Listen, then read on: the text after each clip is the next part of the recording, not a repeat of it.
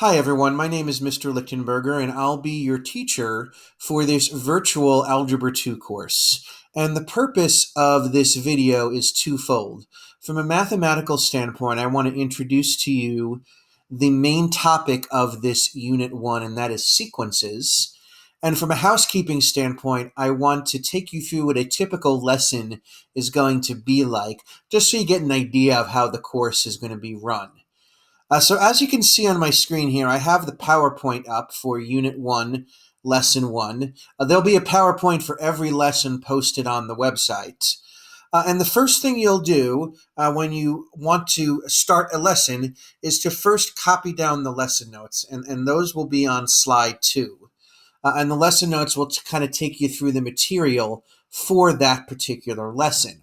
I highly recommend that you copy down the lesson notes either in a notebook or copy them on a piece of paper that you keep in a math folder.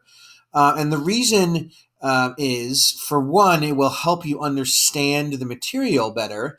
And also, all of the assessments and all of the tests in this course will be open notes. So it will benefit you greatly to have all of your math notes and all of your math problems in one place to access and to study. So after you copy down the lesson notes, there'll be a video linked within the PowerPoint, usually here. And for this particular lesson, Unit 1, Lesson 1, that's the video that you're currently watching. In that video, I will do two things. I will explain the lesson notes to help you understand them, and I will also go through the lesson examples, which will usually be on slide 3. And those examples are going to be really, really important for two main reasons. Those examples are going to be very similar to the problems that you'll see on your assignments, and they'll also be very similar to the problems that you'll see on your tests. So it's going to benefit you greatly to make sure that you pay attention to those examples so that you are able to do the assignments and also do well on the tests. And then after the video, there'll be an assignment for you to complete. I call those assignments cool downs, but all a cool down is just a short assignment, should take no more than 10 to 15 minutes. And those assignments will allow you to prove to your teacher that you understand the material. If you ever want to know whether you learned what I wanted you to learn, then look at the cool down. If you can do the cool down successfully, then that means that you learned what I intended you to learn in that lesson.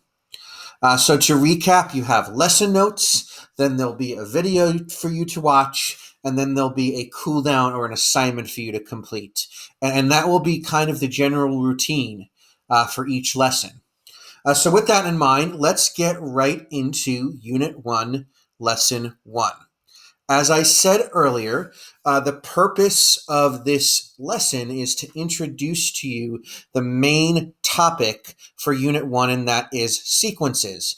And a sequence, as it says here, is simply a list of numbers that tend to follow some sort of pattern. And you can see here I gave you a very simple example. I have a sequence here that starts at 3, and you can clearly see that the pattern is to add 2 each time. 3 plus 2 is 5, 5 plus 2 is 7, plus 2 is 9, plus 2 is 11, etc., etc. We could continue that pattern from there if need be. And one of the things that we're going to look at in this unit are the many different ways that we can represent or describe a sequence. Turns out there are a lot of different ways. And one of the ways that we're going to learn about starting today is the idea of taking each term of a sequence and relating it to its previous term. So in this particular example here, the way we do that is by saying that the starting term is 3 and that the following term, each following term actually, is 2 more than the previous one.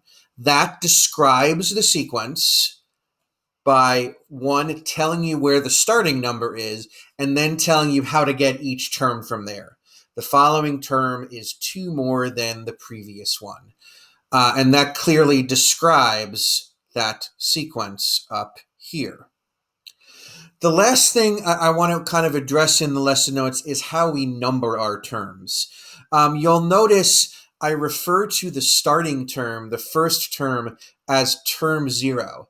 Very often in math, when we're talking about the terms of a sequence, we very often will refer to the first term, the starting term, as term 0. And that may seem counterintuitive to some of you. You may be inclined to say that the first term is term 1, the second term is term 2, so on and so forth. But very often, like I said, in math, we will refer to the starting term as term 0 and the second term as term 1, so on and so forth. So going back to this example that I've used in the lesson notes, we would say that term 0 of the sequence is 3. We would say that term 1 is 5, term 2 is 7, etc., etc. So that's how we number the terms of a sequence.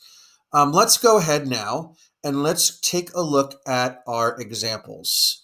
So to do that, I'm going to open up a different app here that I can write on the screen for you to see.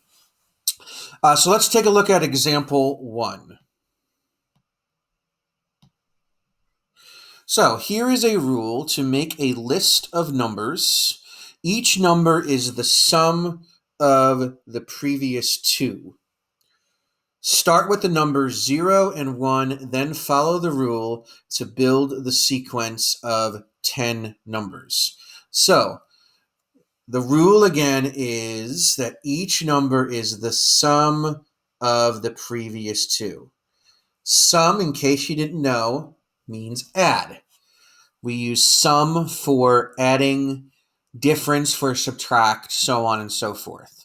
So what they're telling us is that the first two numbers are 0 and 1, and that we're going to continue from there until we have a set of 10 numbers. So to find the third term of the sequence, we have to take the previous two terms and add them together. So to find the third term, I have to add up the first and the second term. So the third term is going to be 0 plus 1, which is 1. To find the fourth term, I have to take the two terms prior to that. So that would be the second term plus the third term. In this case, that'll be 1 plus 1, which is 2. So now I have the first 4. We can keep going. To find the fifth term, I have to take the third term and add the fourth term. So in this case, that would be 1 plus 2, which is 3. The sixth term is going to be the fourth plus the fifth term. So in this case, that will be 2 plus 3. So that's going to be 5. So we've done 1, 2, 3, 4, 5, 6 terms so far. So we have 4 more, and we can just continue the pattern from there. So the next term is going to be 3 plus 5, which is 8. The next one will be 5 plus 8, which is 13. And now we got 2 more to go. So 8 plus 13 is going to be 21. And then the last one is going to be 13 plus 21, which is 34. And now I have a sequence of 10 numbers. And let me make sure, double check that I got all 10. 1, 2, 4, 5, 6, 7, 8, 9, 10. So I have all 10 numbers here. And that's it for example 1. Example 2, a sequence starts 1/2, 1/4, 1/8. Give a rule that the sequence could follow, and then follow your rule to write the next 3 terms in the sequence. So let me rewrite the terms. So we have a half, a fourth, and an eighth. So in this case, we have fractions. So I'm first going to look at what the numerator is doing. So notice the numerator here is always 1. It's always staying the same. So my numerators are multiplying by 1. 1 times 1 is 1, and 1 times 1 is 1, so on and so forth. So the pattern so far seems to be that the numerator is multiplying by 1. In other words, it's staying the same. If we look at the denominators, it looks like the denominator is doubling each time because 2 times 2 is 4, and 4 times 2 is 8, and it would continue from there. So the pattern is that the numerator is multiplying by 1, and the denominator is multiplying by 2 each time. If we put that together, we would say that the rule is to multiply by 1/2 each time. Why 1/2? Because the numerator is multiplying by 1 and the denominator is multiplying by 2. We put that together. We say that the rule is to multiply by a half. So that's the rule that the sequence could follow. Follow your rule to write the next three terms of the sequence. So a half, a fourth, an eighth, and then we're going to write the next 3 terms from there. So if I do that, if I multiply the numerators by 1, that means the numerator is always going to be 1. And if I continue to multiply the denominator by 2, 2 times 2 is 4, 4 times 2 is 8, 8 times 2 is going to be 16, 16 times 2 is going to be 32, and 32 times 2 is going to be 64. So our next 3 terms of the sequence is going to be 1/16, 1/32, and 1/64. Okay. Last example, a sequence of numbers follows the rule, multiply the previous number by 2 and add 3. The first term of the sequence is -7. Okay, give the next 3 terms of the sequence. So, to find the next 3 terms, we're going to start with -7, and then it says we're going to take the previous number, and we're going to multiply the previous number by -2, and then add 3. So -7 times -2, that's a negative times a negative, is a positive 14, and 14 plus 3 is 17. So there's the next term of the sequence. Okay. We'll do this 2 more times. Now we're going to take 17, and we're going to multiply that by -2, and then add 3.